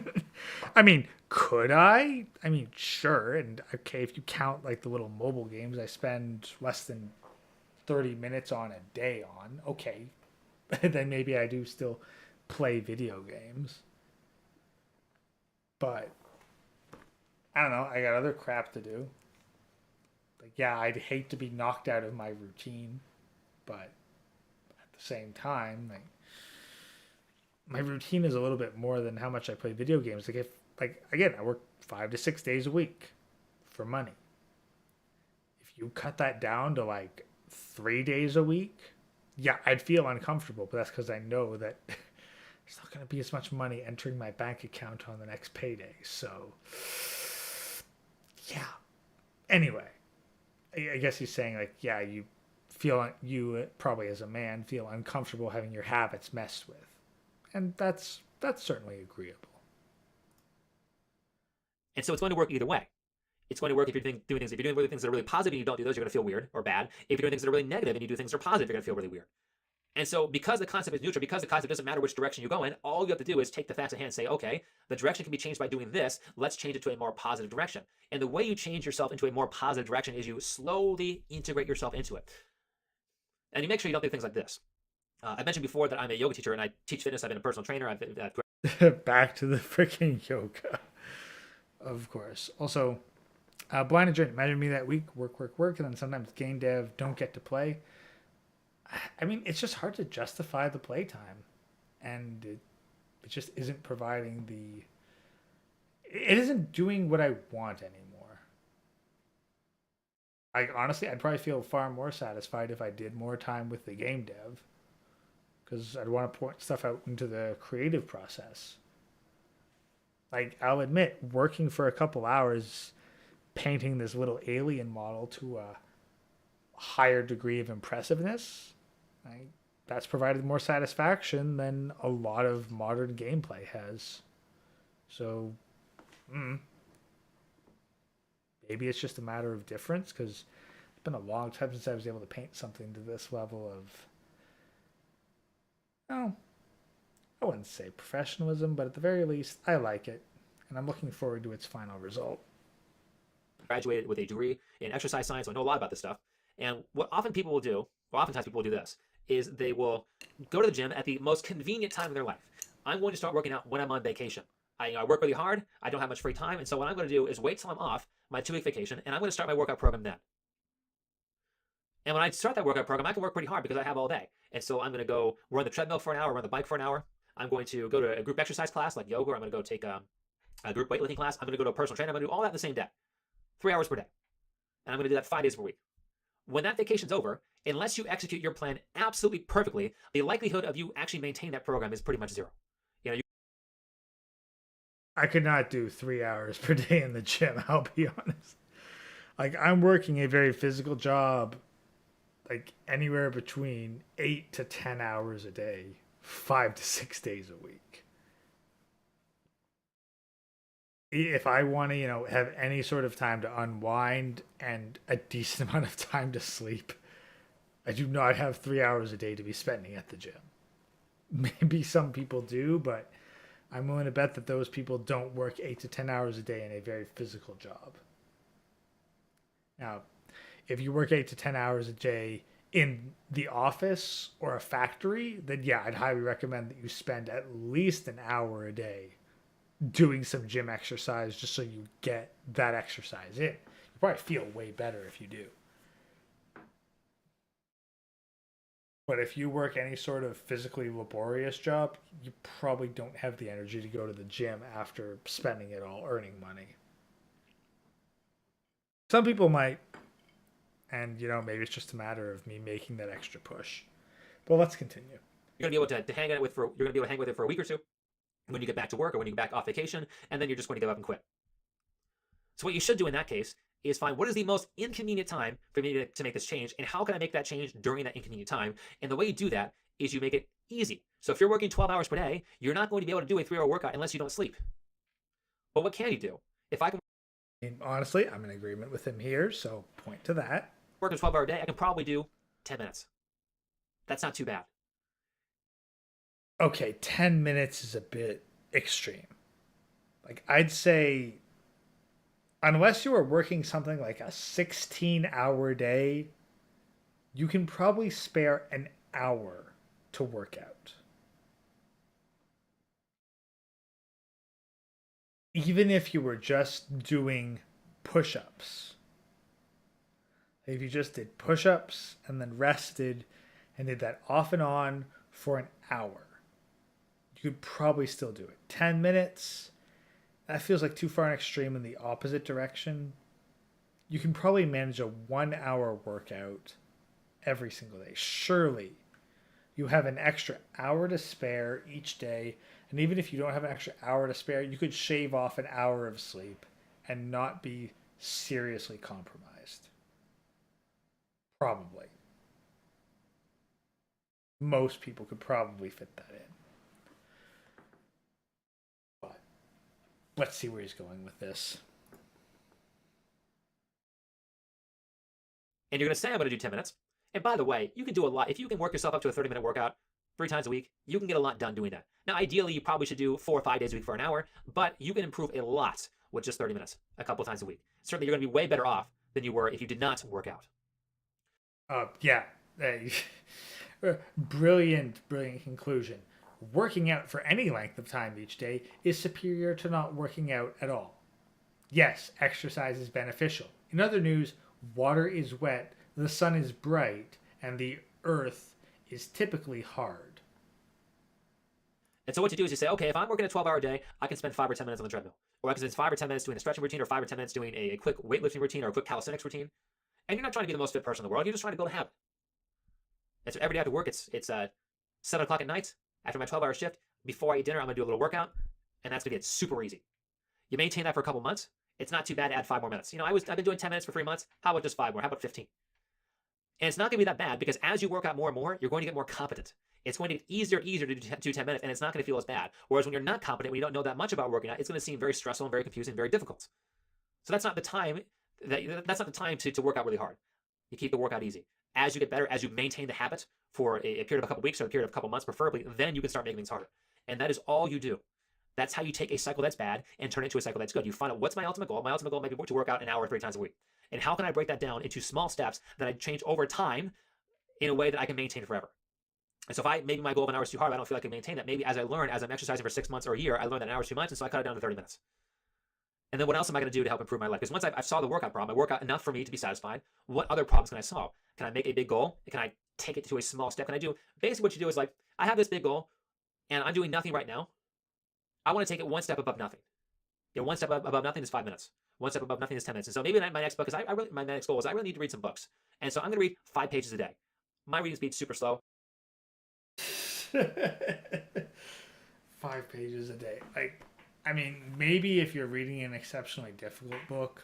Personally, I can get through a page a minute, but that's in books that are fairly easy to chew through, aren't overly complicated, and don't require me to have a complete philosophical discussion every paragraph. There's a big difference between reading the latest volume of The Eminence in Shadow and The Emerald Tablet. So, one of those books is going to require you to stop and process what the heck you just read through. The other one is going to be rapidly consumed as you would content. So I don't know, I guess it just depends on what keeps you going. But let's try to wrap this up. 5 pages a day takes me about 15 minutes. So now you've got a 30-minute workout plus 5 pages of a book every single day that you're working on. And you can just build and build and build and build. And even if you're not working 12 hours. Now, random Gen Z bastard. Think before you sleep. The channel that gives Captain Obvious level commentary while thinking he's Einstein. Honestly, yeah, that's kind of how it feels. Like someone saying some of the most basic, obvious shit, but with the idea that he's explaining some sort of profound truth that no one's ever thought of. So even if you do absolutely nothing, even if you sit on your ass all day, you still do the same strategy. Even though you have so much more free time, you aren't disciplined enough yet. And so you're going to repeat the same process. You could have 16 hours a day free. You're only going to do 10 minutes. You're only going to do 20 minutes. You're only going to do 30 minutes. Something that's super easy for you to maintain, but you're going to maintain that for years. After you hit the first year of doing this, you're going to be a lot more confident when you start it, and you're going to be able to... Years? If you're only doing 10 minutes a day for years on end.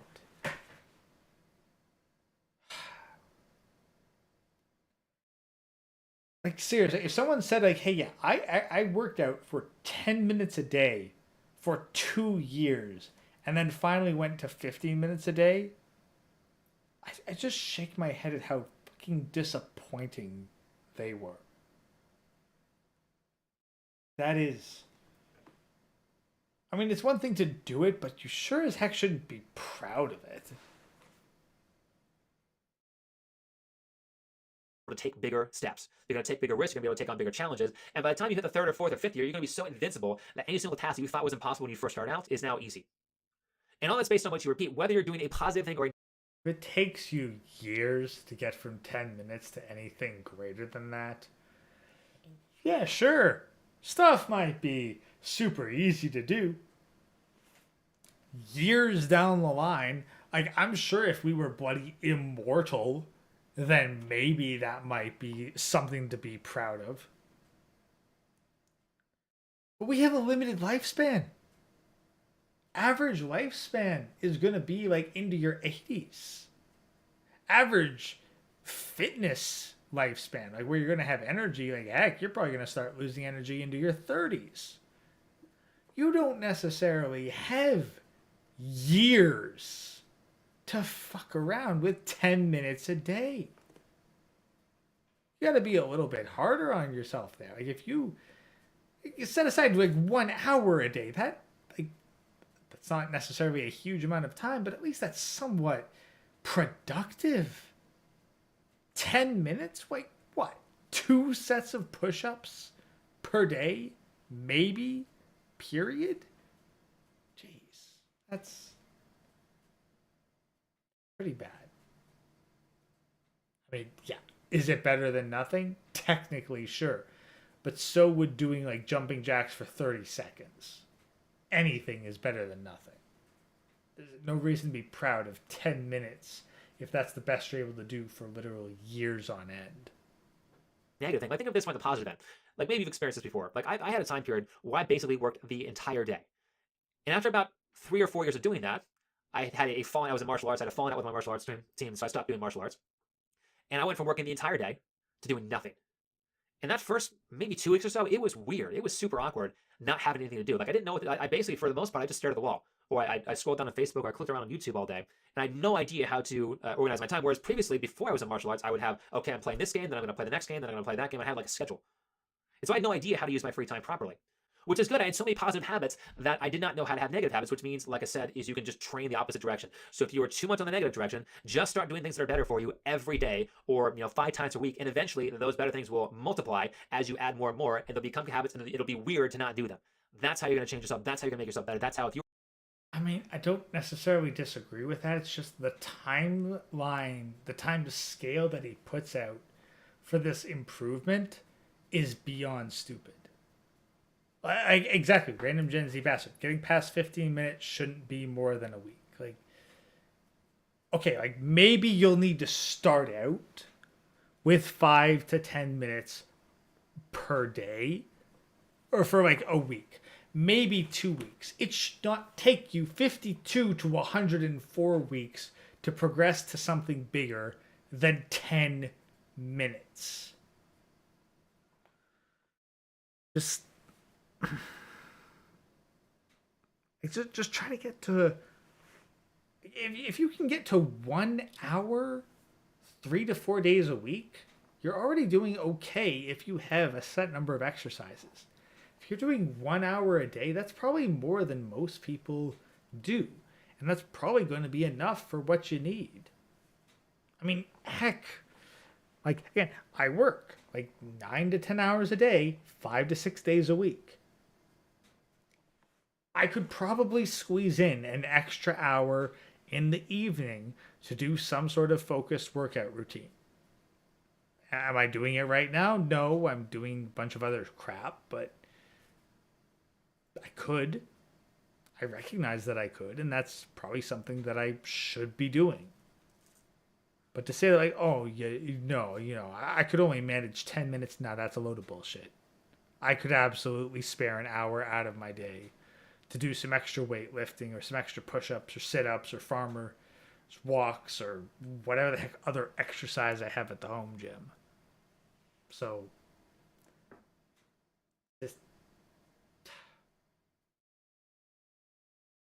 anyone who sets bars these low should, for this length of time, should be ashamed of themselves. We're suffering right now. If you're feeling bad about yourself, all you have to do is take a big goal, break it down to something easy, something that you can repeat multiple days in a row, something you can do, like I said, 3 to 5 times per week, if not every day, but something like reading you can read every single day. And you do that in a way that will help you maintain it for a period of years. As you go along the timeline, as you hit 6 months, as you hit a year, as you hit 2 years, your goals can get harder. And it's not going to feel hard. It's going to feel easy. It's going to feel like, no, the next step is, I've been doing this for a while. It's not. Going from 10 minutes a day to 15 minutes a day over 6 months, if that does not feel trivial, then you are weak. No way around that.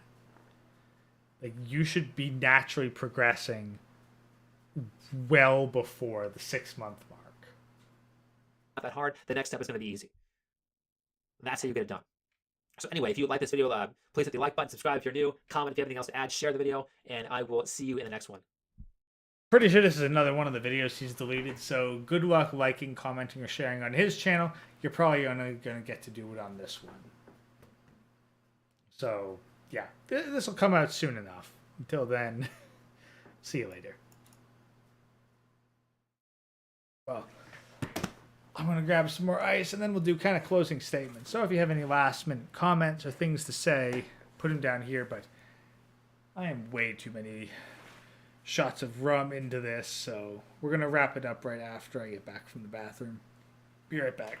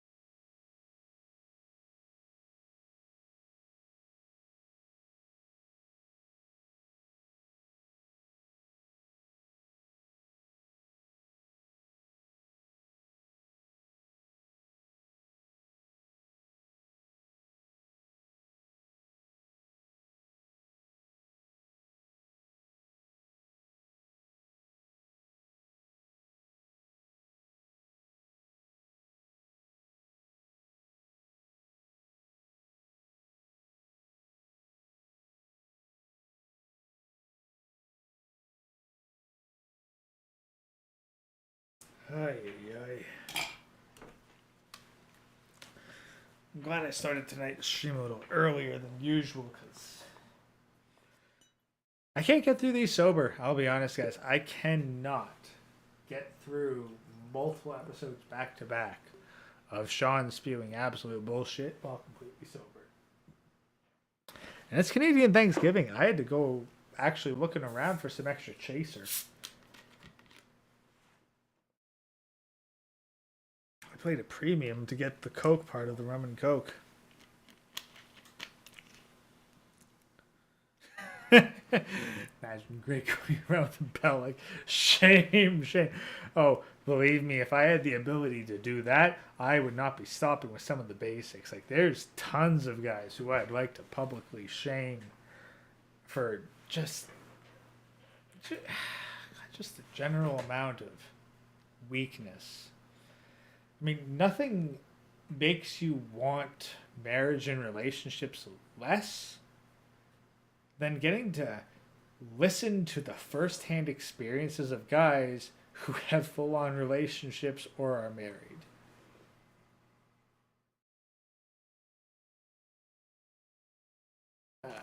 Random Gen Z bastard. The World War I biplanes have stronger wings proportionally than Think Before You Sleep, and they're made of cloth. I mean, you're probably not wrong.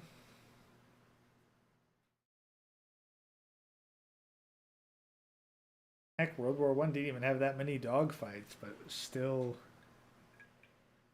an essential.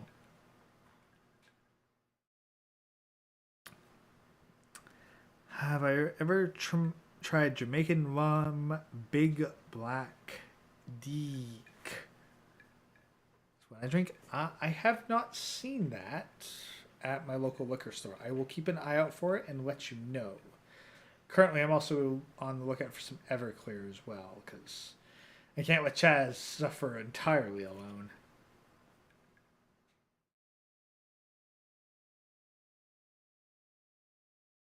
So many stories at work. Oh, God, exactly. It's at work. Like, you hear these guys who are married, and you can tell that they absolutely hate their home life. And you're like, wow. Is this what marriage does to a man?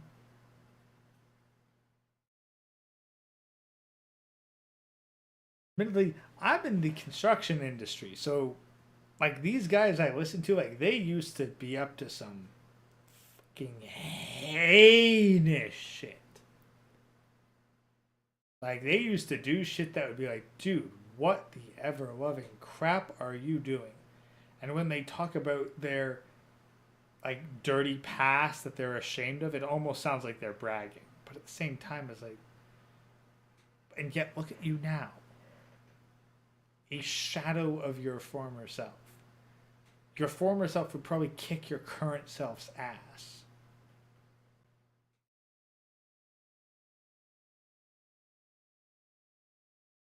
Dairy almond tequila.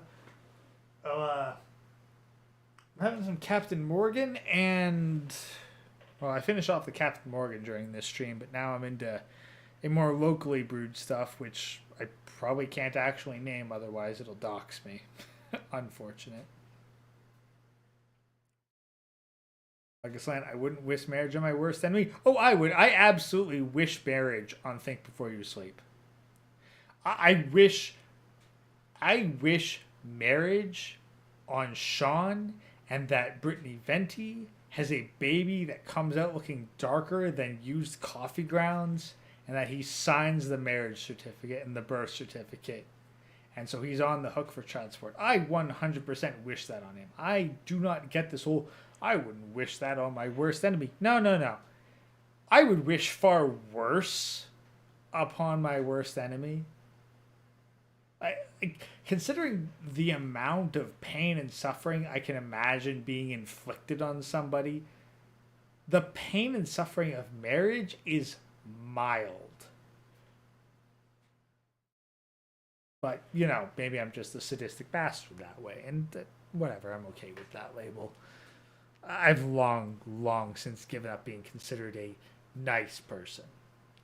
I'm perfectly fine being considered as an utterly reviled, repulsive person because it's how I am. I don't really care why, it just is.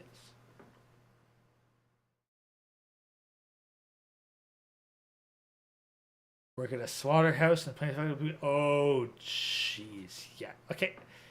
I'll be honest. Slaughterhouse. That, admittedly, I don't have much experience in that particular field.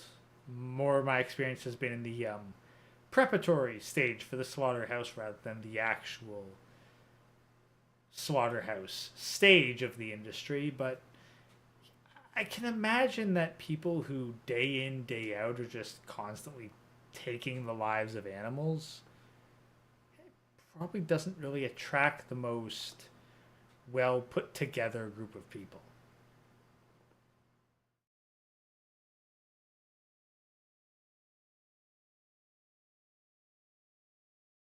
Wouldn't wish taking Sean's yoga class on my worst enemy either. The thing is, Sean's yoga class isn't even. Like, it'd be fairly mild. Like, I don't know if I could describe the kind of pain and suffering I'd wish upon my worst enemies, like without being canceled by YouTube. But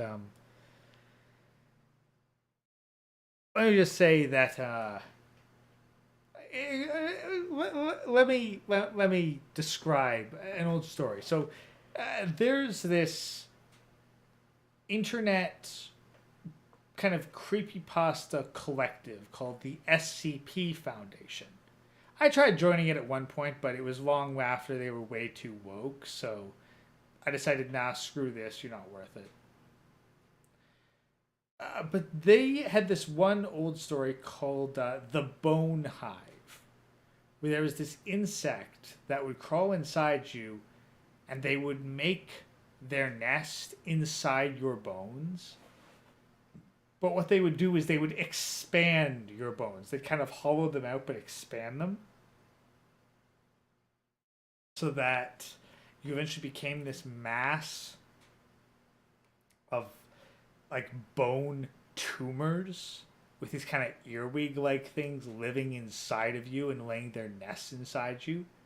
And the climax of the whole story was that they found this solitary eyeball inside this massive bone that used to be the skull. And it still responded to light sensory. And so they realized that the victims of the Bone Hive were still alive and conscious and aware of what was happening to them. And so they decided that it was a mercy to euthanize the victims of this rather than study them. So like when I think of like things I wouldn't wish on my worst enemies, like nah.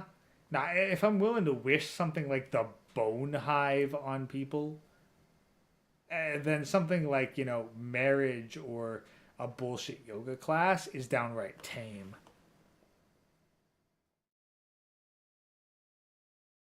Yeah, just some random guy. I know that one. I first heard about that one from my youngest brother, and then I ended up finding one of the SCP read-alongs or whatever, voiceovers.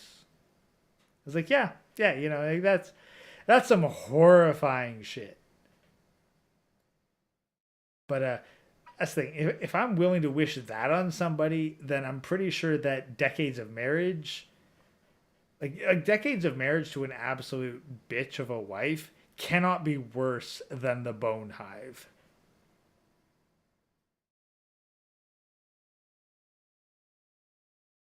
Like a bit of psychological damage? No. I could wish far worse on people. I can imagine far worse things being inflicted on people than a modern day marriage. And there's like, I'll wish it on some people that I don't even feel any particular malice for. It's just, all right, well, if you're not going to learn from me explaining the basics of the situation to you, then you're just going to have to learn through your own suffering. So good luck. May you serve as an example for men far wiser than you. Imagine Chronic meets SCP-999. Don't know that one off the top of my head. 6969. The Slippy Slip. I can imagine that being an actual SCP. Probably not going to be official on the wiki or whatever, but screw it. If SCP is going to go woke, you may as well make a bunch of bootleg SCPs that maybe not officially sanctioned, but, well, I mean, who the heck's going to tell you otherwise? It's not like SCP is some sort of corporation that owns the SCP brand and can say what can or cannot be classified as SCP.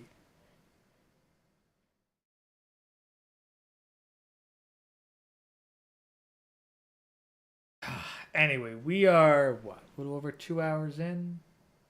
Let's take a look. Yeah, we're a little over 2 hours in, so I think we're going to call it here. I've got to finish my last drink, maybe paint some more minis, and then probably sober up before bed. I got to work in the morning, but hey, thank y'all for tuning into this Red Pill Cult meeting. We finally finished off this little collection of videos, and we'll probably get into another set later this week. Probably won't take quite as long. I've got a couple more shorts planned with the audios already created, and we've got a few more things. Maybe I think I'll try to release at least one of these episodes every 2 days or so. They seem to do quite well. But until next time, thank y'all very much. Hope y'all are having a great Monday night. And I'll see y'all soon. Peace out, Warband.